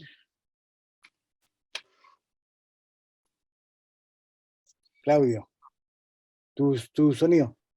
Sí, no, una cosa con respecto a la soberanía. Uno lo piensa, digamos, y efectivamente, digamos, Salazar desarrolla bastante, digamos, el tema de la soberanía y del hecho de dar cuenta, digamos, en fin, en la representación política, de dar cuenta y que eso forma parte de un soclo de la soberanía. Lo que yo me pregunto, digamos, es ese tema de la soberanía, de alguna manera va en contra del militante político tradicional, que es elegido, digamos. Entonces se aparece, hay una contradicción entre, digamos, la lucha, digamos, por una verdadera soberanía, digamos, entre, digamos, quienes podrían llevar adelante, digamos, y por otro lado, digamos, porque en la asamblea, digamos, según lo que sabíamos, muchas veces decía, los partidos no, los partidos aquí no, digamos, o en las manifestaciones donde no aceptaban las banderas de los partidos. Bueno, aquí se pasó lo mismo un poco con los chileyones, con los chalecos amarillos, digamos, donde decían no, e incluso, digamos, los echaban, digamos, de manera bastante fuerte, digamos, a los militantes de los partidos. Entonces, los partidos, digamos, no quieren tampoco perder ¿cómo decir? Su cuota, digamos, de poder, digamos, que tienen, digamos. Entonces hay una como contradicción, ¿no? ¿Cómo ves tú, digamos, eso, digamos? Claro, lo que pasa es que mira, es una discusión súper complicada, la discusión de los partidos. Yo a veces soy muy crítico, me acusan, el profe es antipartido, qué sé yo. Yo trato de explicar de que el instrumento partido o la institución partido político es una institución que hay que discutirla porque está en crisis hace muchos años. Y lo cual no significa que haya que destruirlos, haya que negarlos, digamos, pero que hay que discutir su lugar, su función, su forma. No pueden ser los mismos partidos. Yo pienso mucho en la izquierda chilena, y sobre todo en la nueva izquierda chilena como el MIR, por ejemplo, en los años 60, 70, donde claramente conviven principios y orientaciones tremendamente libertarias, emancipadoras, con orientaciones tremendamente autoritarias y tradicionales, digamos. Bueno, esa tensión, por lo tanto, que hoy día podríamos ver entre los movimientos de la sociedad, en otras etapas estaba instalada al interior del propio partido. Y los partidos se dividían, se quebraban, porque tenían diferencias internas, digamos. porque como aprendí un brasileño hace muchos años, partido es parte. Una parte que pretende la totalidad, pero no es la totalidad. Y por lo tanto hay que asumir con cierta humildad que se es parte. Pero eso le cuesta mucho a los partidos, porque el partido es parte, pero con pretensión de totalidad. Yo expreso la totalidad. Y por lo tanto expreso verdades fundamentales. Yo creo que en Chile estábamos aprendiendo a convivir en el cierto pluralismo. El pluralismo es un antídoto, un contrapeso para esa pretensión de totalidad. Entonces, yo creo que hay un problema con cómo concebimos a los partidos y el papel que cumplen los partidos. O sea, que necesitamos formas de articulación, yo digo, sí, evidentemente. Pero incluso en Chile, cuando uno mira históricamente, muchas veces sí los partidos, pero otras veces las organizaciones. Fíjate que en Chile, por su propia diversidad, las coyunturas de mayor movilización en Chile normalmente suponen coordinaciones y asambleas. Tenemos Asamblea Obrera de Alimentación Nacional en el 18, Asamblea Constituyente de Obreros Intelectuales en el 25, y tenemos Poder Popular en los 70, pero el Poder Popular, ¿qué es lo que es ese Poder Popular emergente? Asambleístico, es asamblea en barrios, industrias, consejos comunales campesinos, en fin. Es decir, por lo tanto, el campo de asambleario es fundamental, y claro, la asamblea por sí sola no puede definir todo, necesita coordinaciones. Y por lo tanto necesitamos asambleas de asambleas. En dictadura la asamblea de la civilidad, pero el problema de la asamblea de la civilidad en dictadura en el año 86 es que tenía un comité político privado que tenía derecho a veto. Podía decir que hacía o no, que no hacía la asamblea, fantástico. Pues era una asamblea de contuición, no tenía todo el poder. Y efectivamente, cuando la distancia entre el PC y la DC se hizo aguda, se quebró la asamblea de la civilidad y dejó de ser la promesa que era, digamos. Pero la asamblea de la civilidad en dictadura también surge porque el pueblo es diverso y necesita generar espacio en el cual procese su diversidad y alcance la unidad.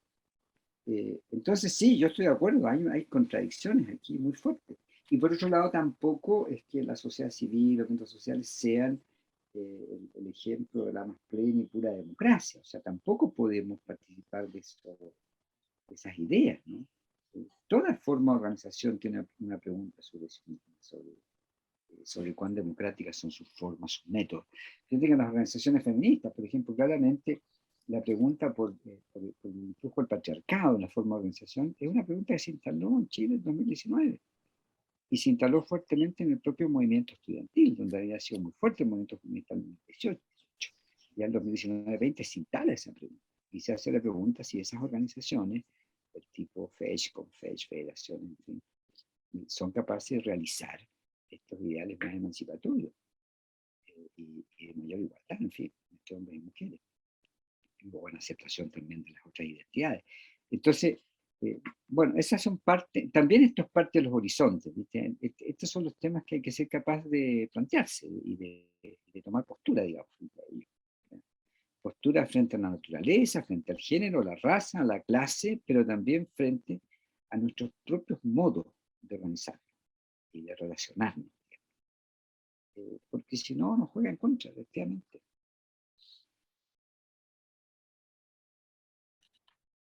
Ya, Miki. Ah, mira, ¿cuál es el pronóstico? Porque de acuerdo a lo que escucho, el pronóstico con respecto al gobierno hoy día estamos en un proceso de impas, pero a la vez tenemos una movilización de jóvenes especialmente. Te nombrábamos anteriormente lo que es el TPP-11. Entonces, hay una situación de impas, sin embargo, la balanza se va hacia el empoderamiento de la derecha. Ahora, ¿cuál es tu visión? O sea, por lo que yo entiendo es de que vamos a seguir en el impasse o de verdad va a haber una correlación de fuerza que eso lo cambie. Uy, esta es como una pregunta en esta etapa del $1.000.000. Saber por dónde salir. Yo tengo la impresión de que el impasse se va a prolongar por un tiempo. Yo creo que va a tomar tiempo recomponer los estados de ánimo y las orientaciones de las fuerzas más progresistas. Y cuando digo fuerzas más progresistas, digo partidos, movimientos, organizaciones sociales.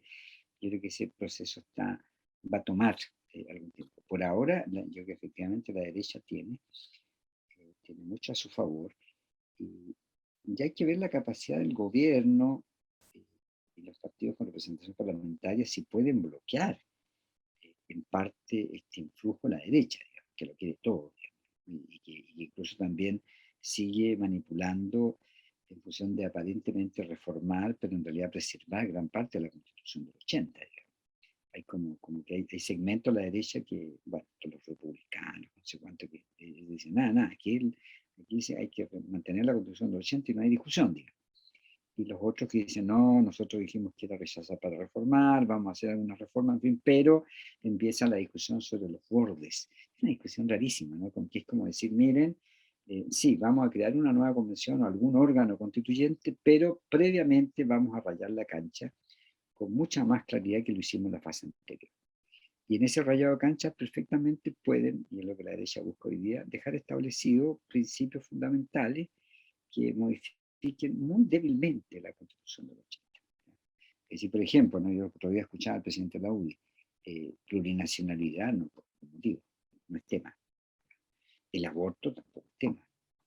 El tema del agua habría que discutirlo, pero así como se planteaba nomás tampoco es tema. O sea, esos hitos que eran más significativos del nuevo texto constitucional van a estar fuera.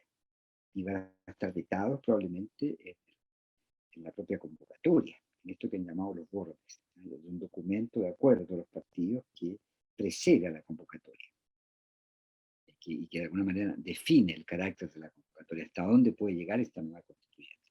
Entonces, yo creo que por ese lado, los datos que tenemos encima son jodidos.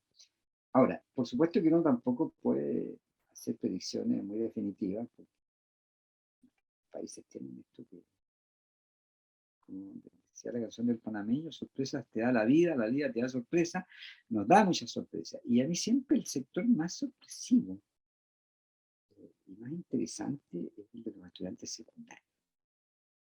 Y de hecho, a mí me impresionó porque los secundarios salieron a la calle el lunes 5 en la mañana.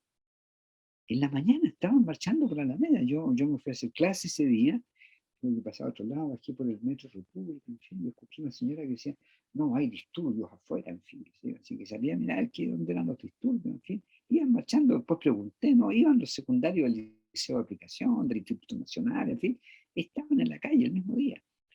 Después, claro, era difícil mantener la movilización, ¿no? Pero que como primera reacción se movilizaron. Entonces, y lo que pasa es que tenemos tantos temas pendientes, porque la verdad es que del 18 de octubre de 2019 hasta ahora, lo que ha cambiado estructuralmente es casi nada. Débilmente la previsión, no ha habido cambio en el sistema educativo, no hay cambios todavía en el sistema de salud, salvo la pandemia que se democratizó un poquito, pero el sistema de salud sigue siendo tremendamente desigual y precario. Vivienda se está haciendo algo, pero son lentos el proceso de construcción, de construir casa a un déficit habitacional tan alto, 400.000 viviendas, se hace en un tiempo muy corto de tiempo. El tema mapuche quedó completamente estancado. Lo que no tiene, hasta ahora no muestra ninguna iniciativa significativa. Entonces, tenemos también muchas zonas sensibles desde el punto de vista social que pueden inclinar la balanza en algún momento en una dirección más progresista, que lo que sea sostener el orden. El orden va a ser sostenido desde el Estado, desde los aparatos coercitivos y de los medios de comunicación. Pero fíjense que también, ¿no? Acaba de estallar un escándalo porque hackearon al Estado Mayor de la Defensa Nacional y resulta que lo que se empieza a descubrir entre los mails que circulan es que hay seguimiento ya de las organizaciones sociales. Así que, por lo tanto, los aparatos de inteligencia del Estado ya se están encargando de nosotros, de hacer estudios, seguimientos, en fin, de los estudiantes, etc. Entonces, es muy jodido, digamos, cuando los aparatos, digamos, las Fuerzas Armadas operan con tan autonomía, la autoridad civil, en la institucionalidad civil, que pueden definir por sí y ante sí dónde están sus prioridades. Entonces, también eso es complejo. Ahora, yo creo que hubo un momento sí también de debilidad de los aparatos coercitivos, pero de todas maneras en Chile, como comillas las instituciones funcionan, la represión nunca decae. Boris hizo un gesto a propósito la semana pasada, no antepasada, ¿no? Que interrumpió una ceremonia donde estaban recibiendo las cartas del embajador de Israel. Y esto porque habían asesinado a un joven en Palestina. Entonces, bueno, se armó un desaguisado ahí completo, muchos alegatos, para allá y para acá, en fin. Yo escuchaba después a la derecha que decía que no, había que pedirle disculpas a Israel, en fin, por nuestras relaciones, patatín, patatá, que incluso comprometen temas de seguridad nacional. Yo decía, claro, todos los nuevos, Zorrillo, Guanaco, bombas lacrimógenas que existen en la Policía de Chile hoy día, se compran a Israel. Piñera los compra a Israel. Israel abastece a nuestros aparatos represivos. Entonces, por supuesto que el problema de seguridad nacional en la relación con Israel es terrible. Mientras que en dictadura se compraba a Israel y a Sudáfrica, y sobre todo en la época de la apartheid. La mayor parte de lo que no se podía comprar de Estados Unidos se compraba por esa vía, digamos. Chile se abastecía de aparatos y para reforzar a la conversión. Así que nada, yo tengo dificultad de hacer pronósticos. Y además siempre me he equivocado. Yo una semana antes del golpe pensé que Allende podía negociar y que había golpe blanco. Así que no me atrevo. Las posibilidades de equivocarse son muy grandes. Yo creo que la tendencia no nos favorece. Las tendencias son, pero siempre hay energía social, que energía de algún lugar.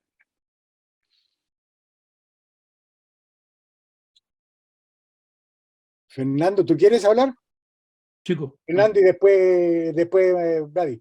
Fernando me pidió no. Apreté tu micrófono, Fernando. El micrófono. ¿Ahí me escuchas? Ahí se escucha, pero un poco con eco. No tengo problema. Mira. Se escucha con eco. Sí, espérate a ver si puedo. El problema está que tiene el otro computador abierto también. Claro, porque tengo problemas. Bueno.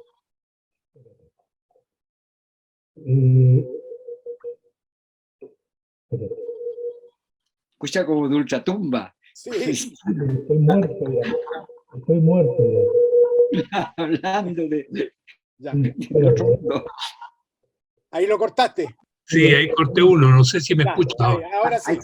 Ahí Sí, ahora sí. mira, por ahí alguien decía, y un poco por ir al fondo del asunto, y en torno a la pregunta que quiero, ¿cuáles son los límites? ¿Cómo definirías tú los límites para fijar actualmente las condiciones actuales? ¿Qué es lo que es la derecha y qué es lo que es la izquierda? Actualmente alguien decía por ahí escuché a alguien, algún analista que decía, en estos momentos la lucha de clase y lo que definiría muy claramente lo que es izquierda y lo que es derecho está delimitado por aquellos que están por o contra el neoliberalismo. La división entre izquierda y derecha es la posición frente al neoliberalismo. ¿Qué piensas tú de ese análisis? ¿Escuchamos las otras intervenciones? Ya. Marcelo y después Miguel. Marcelo. Sí. Bueno, FFF me sacó la misma pregunta que tenía yo. A mí me inquieta eso de hablar de izquierda y derecha. ¿Qué es lo que es izquierda? ¿Es Boris de izquierda? ¿Es la concertación de izquierda? Ahora, en un momento dado, Mario hablaba de progresismo o de fuerza de progreso, de fuerza, no tengo bien en la palabra. Pero eso hay que definirlo. ¿Qué significa eso de izquierda a derecha? ¿Es de izquierda aquellos que solamente levantan políticas identitarias y que se olvidan de que lo fundamental en la sociedad es el trabajo y el capital? Todas las políticas, ustedes van a ver el programa de Boris, incluso el de Jadwe, son políticas identitarias. La Constitución, el contenido mismo de la Constitución, políticas identitarias. hay muy pocos artículos sobre el derecho del trabajo y el cambio de las condiciones de los trabajadores en Chile. Actualmente, un solo ejemplo, en Osorno hay una huelga de un supermercado local que duraba 24 días, ahora va a entrar en el mes.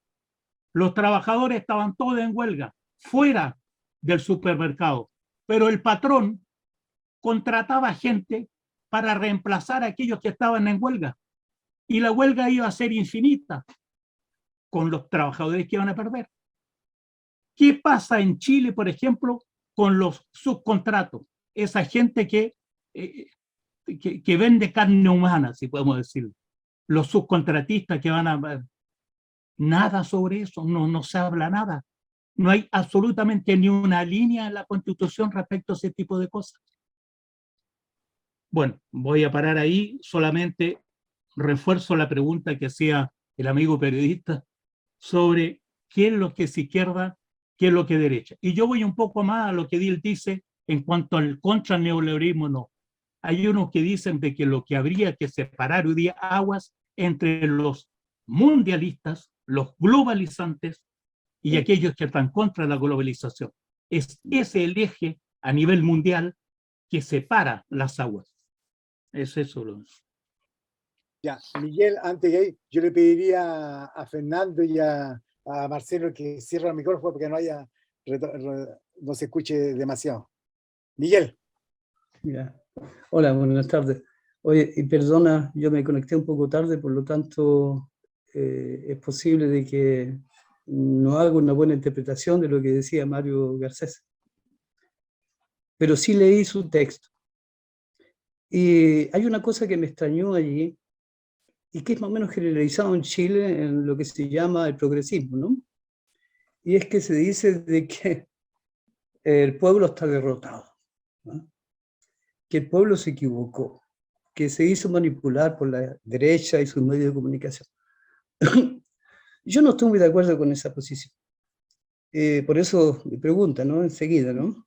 Creo que el pueblo se movió, bueno, con contradicciones, en la revuelta de octubre, ¿no es cierto?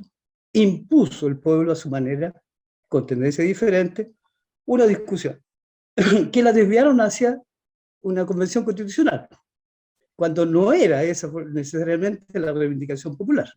La desviaron. Y ahí el pueblo fue derrotado, pero volvió a intentarlo con la elección relativamente popular de la convención, de los convencionales. Bueno, fueron derrotados. Todos sabemos la cocina interna, ¿no? No vamos a repetirlo. La cocina interna en la convención.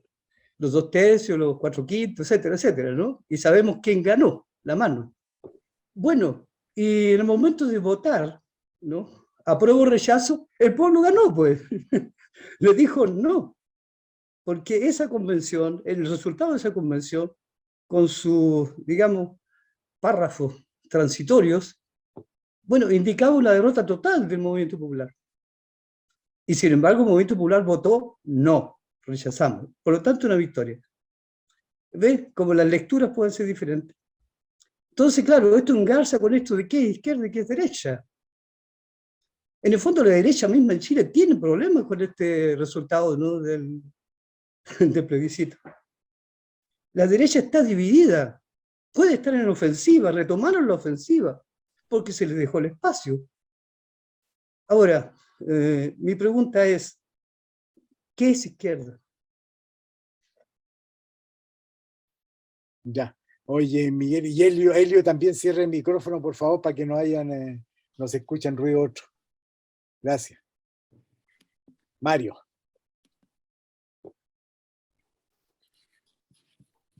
Así, espérate. Pensé que iba a hablar alguien más, ¿no? Ya. No, ya hablaron todos ya. Los límites de la derecha y la izquierda.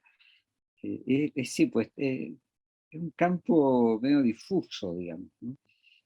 La expresión de progresismo yo la uso porque está en uso. Yo sé que no dice nada, ¿no? A mí no me gusta incluso, pero me cuesta encontrar otra. De hecho, es un concepto que se usó para América Latina, digamos. Se habló cuando triunfa los Kirchner, Evo, en fin, se hablaba del ciclo de los gobiernos progresistas. ¿No? Muchas veces preguntaba, ¿qué es eso, digamos? Gobiernos progresistas. O sea,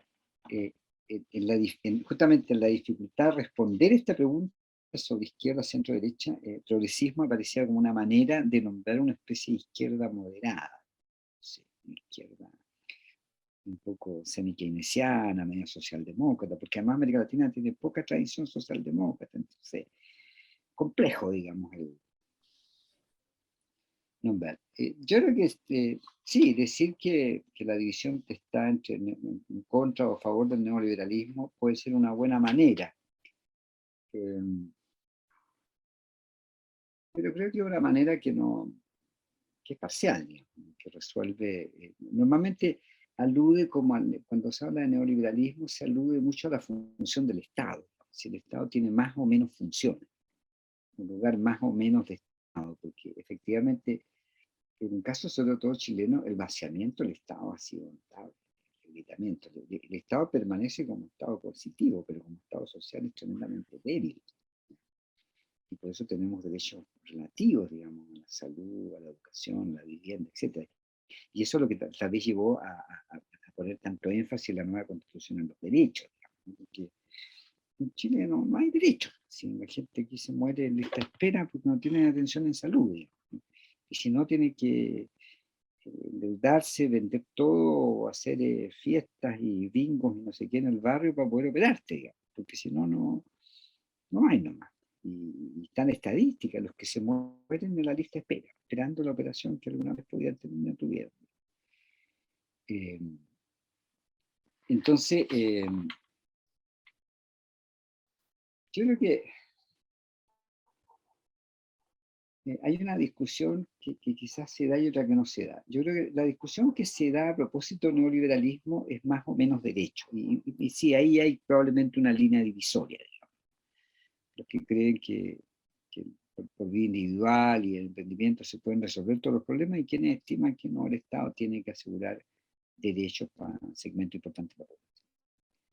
Lo que pasa es que esta discusión sobre el neoliberalismo, que se tiende a centrar en el Estado, no se hace parte de la otra discusión, que en otra época era capitalismo-socialismo, o capitalismo y alternativas al capitalismo, porque nuestro problema está, entre otros, de que el socialismo dejó de ser una expresión consensuada, clara, es una concepción que se volvió crítica después de la caída del muro de Berlín y la Unión Soviética.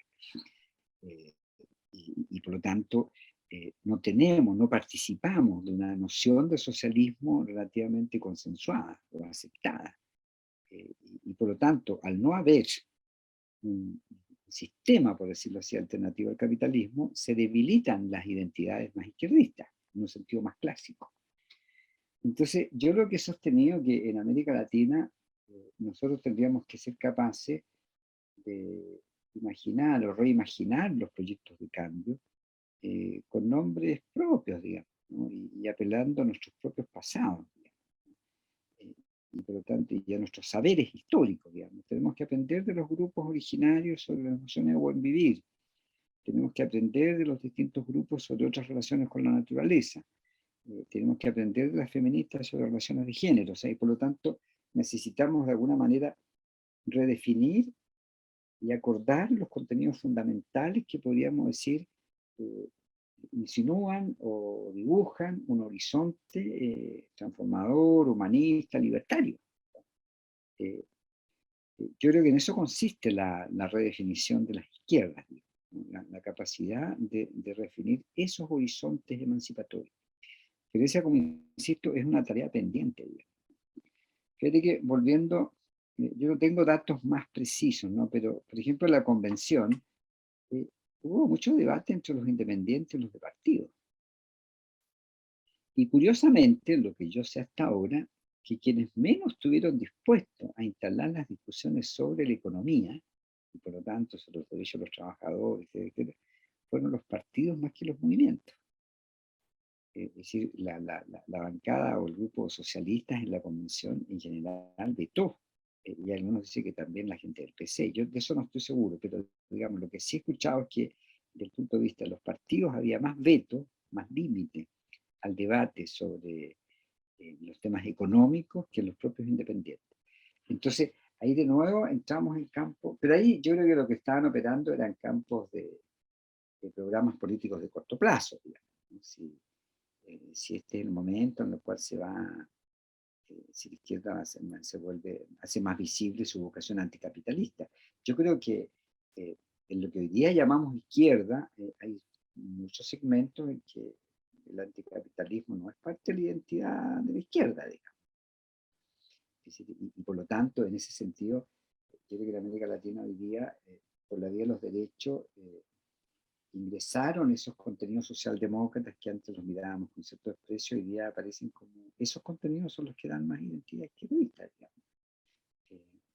Populismo de izquierda, políticas keynesianas, Estado con responsabilidad social, esas son las áreas que dibujan un poco un cierto perfil de izquierda, sobre todo en esas izquierdas que son más institucionales. Yo ahí distinguiría que me parece que hay otros sentidos de la izquierda que son más profundos, digamos, que van más allá del papel del Estado, y más bien tienen que ver con el lugar que ocupa el pueblo en las mayorías populares, digamos, en la definición de su destino, en la definición de cómo quieren el país, en fin. Entonces, no es claro decir qué es la izquierda hoy día en Chile. Es una pregunta un poco abierta. Está abierta, y por lo tanto es parte de las disputas políticas y simbólicas de los próximos años. Saber, redefinir, qué queremos decir cuando decimos izquierda. Y a mí me parece que es relevante porque de lo contrario, la derecha y los centrismos de todo tipo van a ser dominantes. Ahora, sobre el tema de las políticas identitarias, yo creo que sí, sí es cierto que la Constitución tiene un fuerte contenido en los temas de identidad. Pero tampoco creo que sea una orientación semejante a los países del norte. Creo que hay elementos también, por ejemplo, hay muchos más elementos de clase en la Constitución. Algunos quizás son menos explícitos, porque también hay un tema de lenguaje, ¿eh? Por ejemplo, estos conceptos que se han popularizado, ¿no? En América Latina no hay pobres, hay sectores vulnerables. La vulnerabilidad es como sinónimo de pobreza. Tecnicismo, esos son tecnicismos neoliberales, ¿no? Aquellos que pueden ser más afectados, digamos, son más sensibles. No sé. Bueno, pero ahí hay disputas lingüísticas que tienen que ver, y yo creo que la Constitución tenía también algunos elementos de eso, ¿no? Lo que pasa es que tenía el mérito de hacer reconocimiento de derechos fundamentales, pero no solo a las mujeres, ¿no? Que reconocía derecho a los presos, derecho a los viejos, derecho a los niños, derecho a los animales, a la naturaleza. Por ahí hubo quizás una inflación de derechos que yo las comparto, digamos. Lo que pasa es que eso suponía, como dije en algún momento, un ejercicio pedagógico político enorme.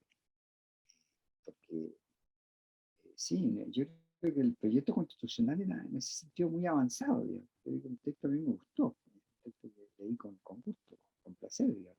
No tanto lo del sistema político, ¿eh? Y ahí hay un tema también, ¿no? que está estudiado en el constitucionalismo latinoamericano. Hay un autor argentino de apellido Gargarella que ha hecho una diferencia. Él dice, en la tradición constitucional latinoamericana, uno tiene que reconocer que existe la parte, el énfasis en los derechos, en las declaraciones, en la parte como de la dogmática de las constituciones, y está lo que él llama la sala de máquinas. La sala de máquinas llama a los mecanismos del poder.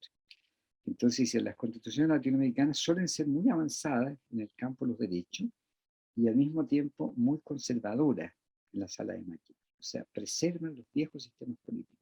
Y por lo tanto, decía, cuando él habla de Chile, el problema de Chile es que tenga una constitución de derecho en el siglo XXI y una sala de máquinas en el siglo XIX o en el siglo XX. Y la verdad es que cuando yo miro en este texto constitucional la relación entre la sala de máquinas y los derechos, efectivamente la sala de máquinas no es muy revolucionaria, es mucho más avanzada la declaración de derechos que las proposiciones respecto a cómo se ejerce el poder, cómo se constituye el Estado en ese sentido. Entonces, nada, yo creo que la pregunta de derechas a izquierdas está abierta, pero me parece que quizás a diferencia de otras épocas, esta pregunta habrá que responderla situadamente, digamos, y no solo ideológicamente, o sea, no solo porque soy socialista o capitalista, sino porque entiendo algo de la historia de nuestros pueblos y de la experiencia de nuestros pueblos que puedo imaginar qué es libertario, qué es opresor, qué libera, qué oprime, qué emancipa, qué somete, y de qué manera entonces, como dice nuestro pueblo originario, es posible el buen vivir entre nosotros. Eso hay que dotarlo de contenido. Eso que es una consigna, hay que dotarlo de contenido político. El buen vivir. Pero fíjate que ahí hay cosas que son interesantes. Si ustedes leen el texto de Recabarren, ¿qué es el socialismo? Si alguna vez revisenlo para que busquen en internet. Él empezaba el texto diciendo, ¿qué es el socialismo? El título. Y respondía, vivir bien. Vivir bien, eso es el socialismo. Decía socialismo con nuestro prócer. Hay algo ahí de sentido común de Recabarren. Tenía mucho. En fin, me quedo aquí. Ya, perfecto. Bien, yo creo que ya hemos agotado, también tenemos que dejarle un poco el tiempo, porque entiendo yo que Mario todavía no ha almorzado, tener que ir, no sé si acercarse después, así que yo no sé si habría una última pregunta, pero ya ahí estaríamos dando por terminado nuestra conversación de hoy día al menos. ¿Nadie? Ahí. Ah, Héctor Zavala. Justo una pregunta corta. Okay. Y yo llegué un poco atrasado, no sé, a lo mejor hablaste. Y es concretamente sobre la gran sorpresa que hubo y los 5 millones que se incorporaron a votar, que fueron incorporados a votar. Entonces, lo que quería saber es quiénes son, de dónde vinieron, si hay ya estudios estadísticos sobre quiénes son, de dónde vienen, porque se habló mucho, se especuló mucho de que era un sector joven y que normalmente tenía que votar por el apruebo. Y ahí hubo ¿cómo se llama? Un rotundo guatazo en el análisis, ¿no? Se quería justo saber si hay algo ya al respecto y quiénes son concretamente. Sí, yo creo que hay pequeños estudios, pero no está tan claro que sean jóvenes, ¿eh? Porque en un principio se había dicho, son jóvenes, porque dijo, no, pero en realidad el fragmento joven alcanza el 19% del padrón electoral, por lo tanto, en realidad hay de todas las edades y probablemente hay muchos más mayores que jóvenes. Mira, el problema es el siguiente, que el sistema político chileno que se configura en la transición es un sistema que va de más a menos. O sea, si en el plebiscito del 88 votamos, no sé, cerca del 80% de la población, al 2016, en las elecciones municipales, 2015, 16, no me acuerdo exactamente, votó el 36% de la población. 36%. Yo me acuerdo que estudié en esa época esos resultados y eran impresionantes porque era el nivel de abstención más alto del mundo occidental. No había ningún país en América Latina, en fin, bastante que votara apenas el 36% de los habilitados para votar. Bueno, pero ¿qué quiere decir eso? Que el nivel de desafiliación con la política en la población fue extremadamente alto. Y esa desafiliación es especialmente popular. Ahora uno podría decir, ¿quiénes son esos sectores populares desafiliados que no se interesan en la política? Y cuando se estableció el voto voluntario dejaron simplemente votar. Bueno, tienes variados sectores, desde ese sector informal de nuestra economía, que como decía antes representan sobre 3 millones de chilenos, de trabajadores, a los que hay que sumar su familia, o sea, tenemos un nivel de familia muy alto. Una cantidad de inmigrantes también alto, algunos de los cuales ya han podido votar, que en muchos casos votaron por primera vez. bueno, todo ese segmento de trabajador por cuenta propia. Después también está todo ese segmento de profesionales jóvenes, ¿no? Cuando se amplía el sistema universitario chileno, hay una cantidad de jóvenes que ingresan a la universidad, que hace el paso, que tiene un título profesional, pero que es desempleado, o trabaja en algo distinto a lo que estudió. Entonces también hay un segmento re importante de gente en esas condiciones.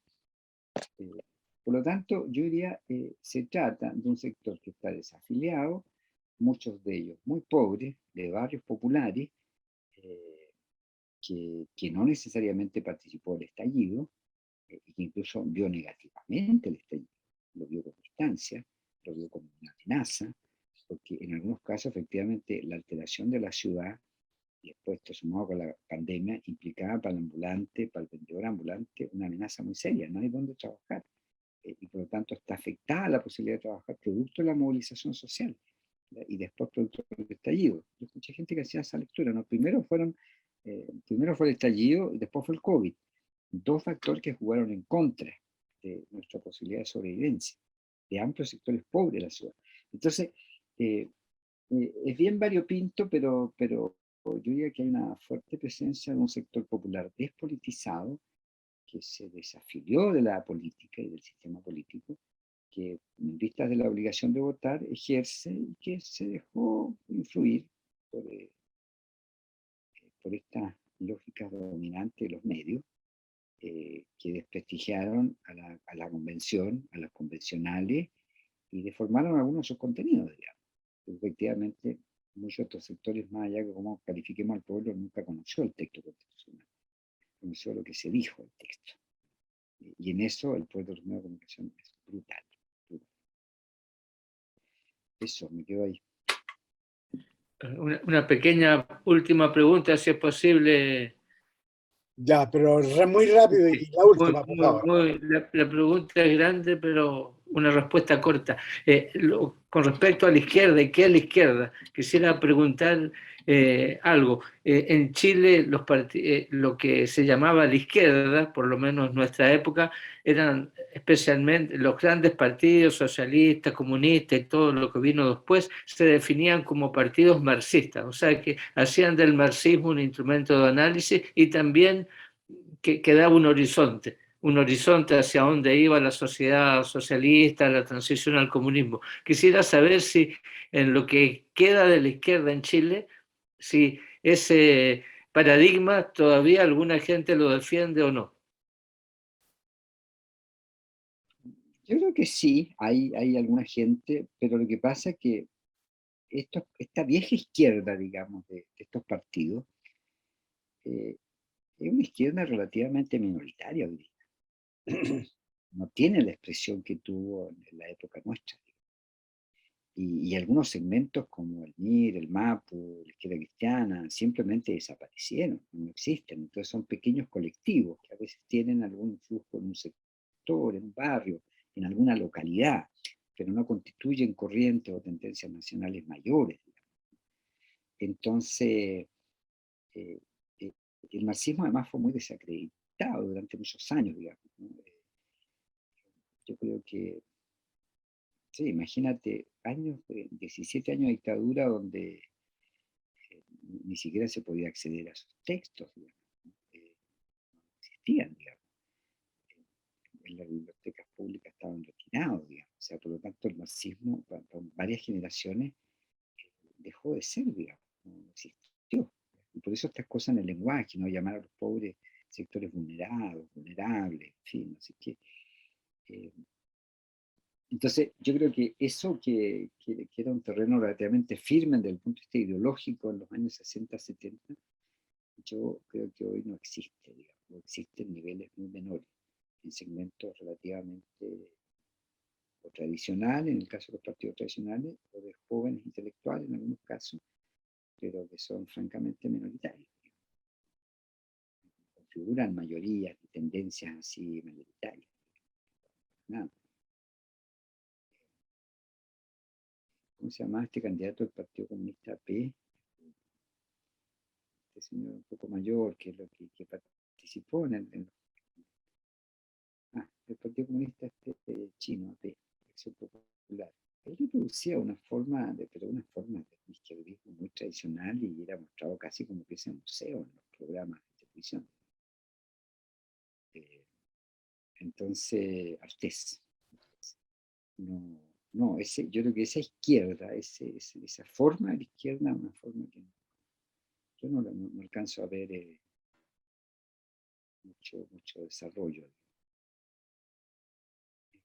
Y en ese sentido, claro, por ejemplo, en corrientes como el feminismo, el veganismo, los originarios son mucho más significativas.